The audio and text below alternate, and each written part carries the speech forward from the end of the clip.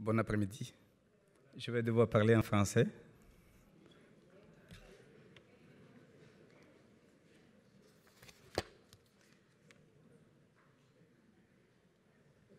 Mesdames et messieurs, les représentants des gouvernements et d'institutions internationales,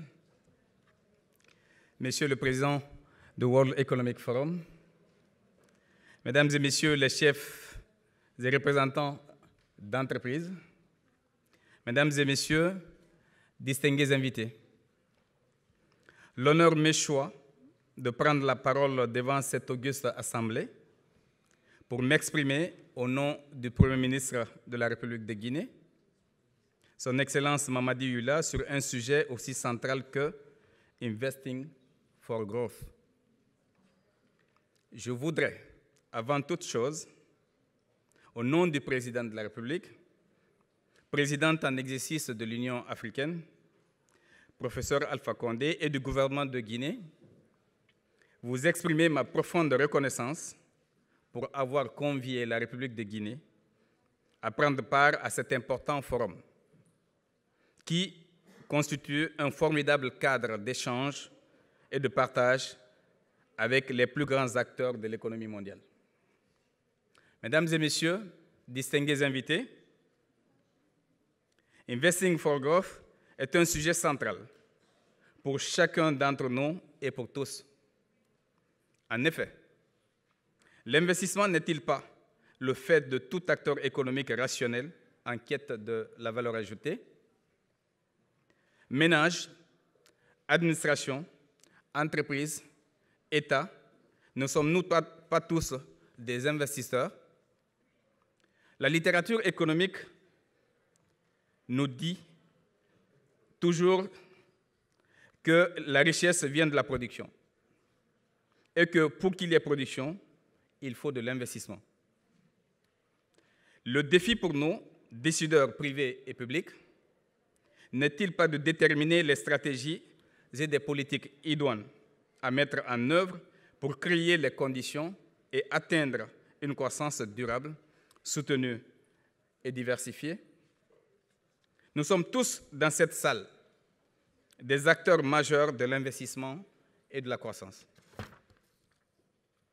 Nous optimisons nos approches sous des contraintes de plus en plus diverses et complexes. Mais nous y sommes tous engagés pour soutenir nos entreprises, nos économies, créer et préserver des emplois et contribuer au mieux-être de tous pour la paix et la stabilité dans le monde.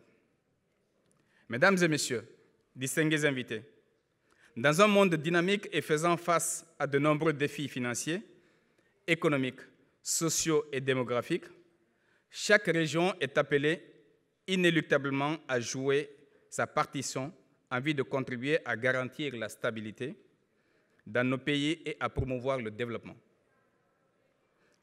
Et l'Afrique est aujourd'hui pleinement consciente et engagée à faire face à ces défis, surtout en ce moment où son dividende démographique est favorable. Le chemin le plus efficace pour ce faire est celui de poursuivre une trajectoire de croissance réaliste, reposant sur une valorisation durable de nos ressources naturelles, appuyée par des investissements massifs mais sélectifs, notamment dans les infrastructures favorables à la production et au commerce. L'environnement des affaires doit pouvoir aussi être incitatif pour motiver l'investisseur. Et quant aux politiques publiques, elles doivent contribuer à la fourniture des services sociaux de base et à l'incitation à l'initiative privée. Mesdames et messieurs, je voudrais vous donner un aperçu du contexte et des perspectives d'investissement en Afrique. Dans un contexte international difficile, marqué par, entre autres, le ralentissement des activités économiques, corollaire de la frilosité des investissements, de l'instabilité des cours des matières premières, des crises migratoires, du terrorisme islamiste, des replis identitaires et des mesures de sauvegarde, l'Afrique, avec son marché d'1 milliard d'habitants, offre de réelles opportunités en termes d'investissement et de commerce. Alors que la croissance de l'économie mondiale est estimée par le FMI à 3,5% en 2017, celle de l'Afrique serait de 2,6% contre 1,4% en 2016. Ce faible niveau de performance projeté par rapport à celui de l'économie mondiale s'explique par les difficultés que connaissent le Nigeria et l'Afrique du Sud, les deux plus grandes économies du continent. Le faible niveau d'investissement explique aussi cette situation.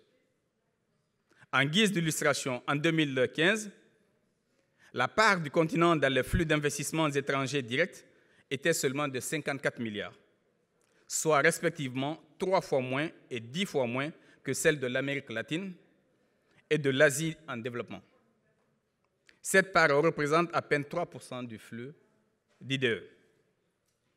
Du fait de l'insuffisance des ressources pour financer les infrastructures socio-économiques porteuses de croissance, d'une gouvernance macroéconomique et financière de moins bonne qualité dans certains pays du continent, et du climat des affaires marqué par endroits d'incertitude, l'Afrique n'arrive pas encore à tirer pleinement profit de son énorme potentiel démographique et naturel. Pourtant, nous avons des atouts à faire valoir. Notre population est jeune de plus de 60%. Nos ressources naturelles connues sont immenses. Nous constituons un marché de plus d'1 milliard de consommateurs et notre continent est stratégiquement positionné pour accéder aux marchés européens et américains.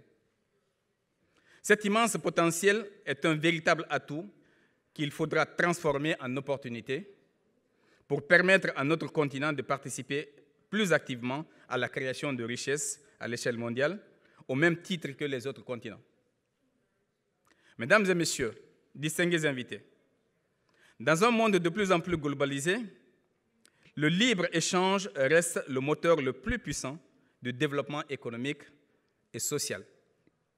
Aujourd'hui, le défi pour les dirigeants africains est de faire face au protectionnisme qui tend à se banaliser.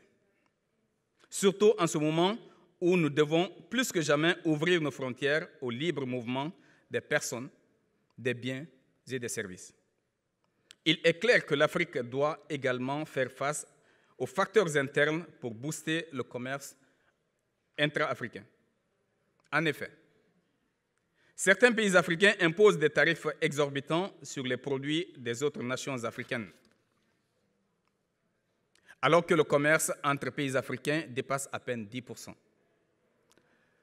de leurs exportations, contre 40% pour l'Amérique du Nord et 60% pour l'Europe occidentale. C'est conscient de ce facteur bloquant que la communauté économique des États de l'Afrique de l'Ouest, à laquelle la Guinée appartient, a décidé d'adopter en 2006 un tarif extérieur commun comme instrument d'harmonisation des politiques commerciales de la région et de renforcement de son marché commun. Ce tarif extérieur commun est entré en vigueur le 1er janvier 2015. Il existe déjà, par ailleurs, en Afrique de l'Est et en Afrique australe. L'Afrique de l'Ouest est donc aujourd'hui un modèle d'intégration qui se porte de mieux en mieux, en dépit de certains défis d'ordre socio-politique. Cette région offre donc plusieurs opportunités en termes d'investissement et de commerce.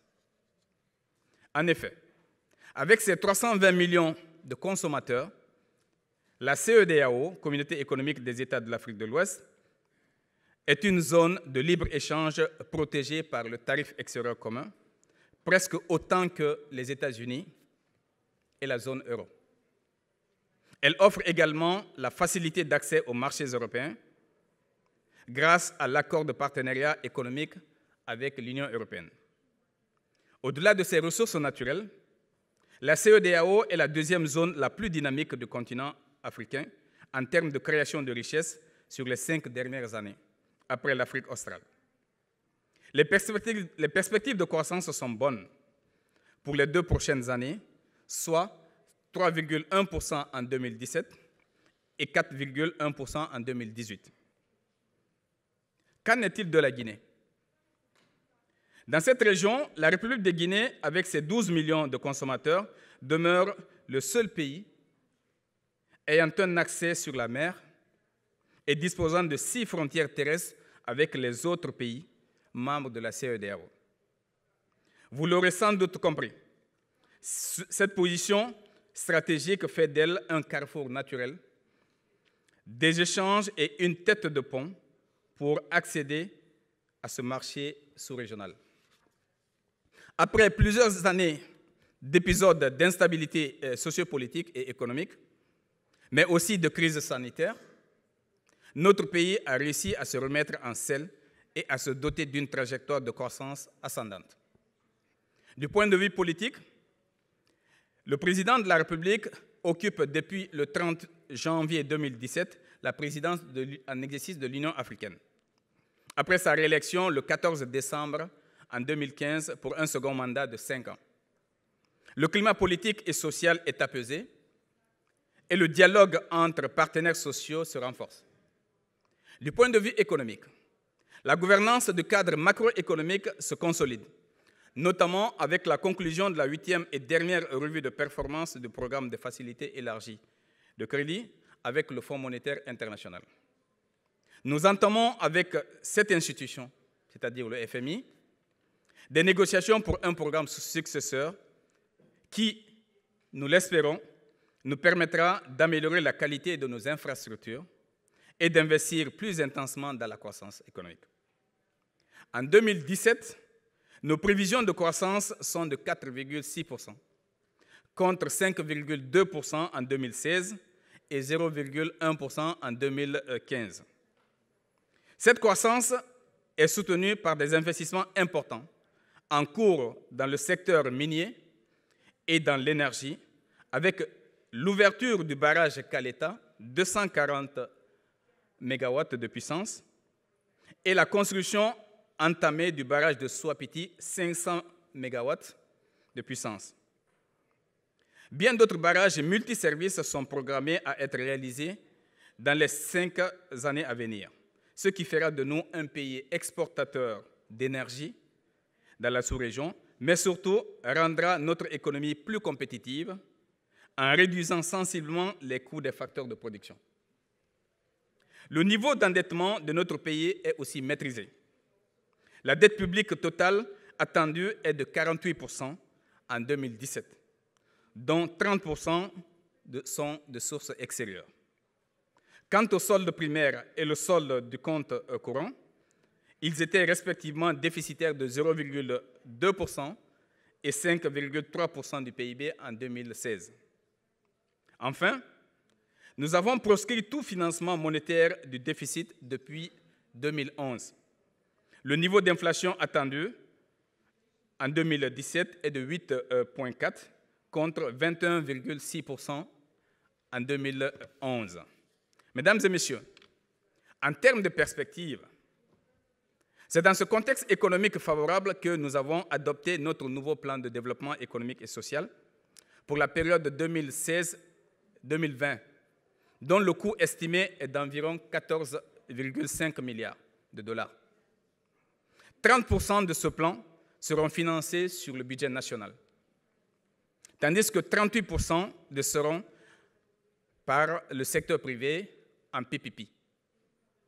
En termes de besoins de financement, le montant à rechercher est de 4,6 milliards, soit 32% du coût total du plan. Avec ce plan, nous visons un taux de croissance à 2 chiffres à l'horizon 2020. Je tiens à préciser que ce plan repose sur un programme d'investissement public regroupant les principaux projets qui sous-tendent la croissance économique nationale. Ces projets s'articulent autour des secteurs des mines, des énergies renouvelables, des infrastructures, de l'agriculture et de l'agro-industrie et de l'assainissement. Mesdames et messieurs, distingués invités, certains d'entre vous se posent certainement aujourd'hui la question, à savoir, pourquoi prendre le risque d'investir en Guinée? Je vais tenter d'y répondre en 7 points. Premièrement, la Guinée dispose de la plus grande réserve de bauxite et de minerais de fer, le plus riche au monde. Deuxièmement, la Guinée est une puissance agricole et énergétique en devenir. Nous avons 6 millions d'hectares de terres arables et un potentiel énergétique de 6 000 mégawatts. Troisièmement, les coûts des facteurs de production y sont favorables, avec une main-d'œuvre et des matières premières abondantes. Quatrièmement, l'environnement des affaires est de plus en plus attractif et le cadre juridique est propice. 15 points de gagné dans le classement de Doing Business au cours des 3 dernières années. Est reconnu en 2014 comme étant le pays le plus réformateur. Cinquièmement, la réalisation d'importants investissements de l'État dans les infrastructures de base. Sixièmement, la stabilité politique et les indicateurs macroéconomiques sont au vert. Septièmement, la Guinée est un point stratégique d'entrée à la sous-région qui offre un accès à un important marché de 320 millions de consommateurs et à des perspectives concrètes aux investisseurs du monde. Nos ressources naturelles nous prédisposent à un développement socio-économique certain qui fera de notre pays un moteur de croissance de l'Afrique de l'Ouest et un partenaire stratégique pour tous les investisseurs de cette région. Nous ambitionnons de faire de la Guinée un carrefour des investissements en Afrique à l'horizon 2020 et nous vous invitons à venir accomplir avec nous ce formidable destin économique. Guinea is waiting for you and ready for business. Je vous remercie.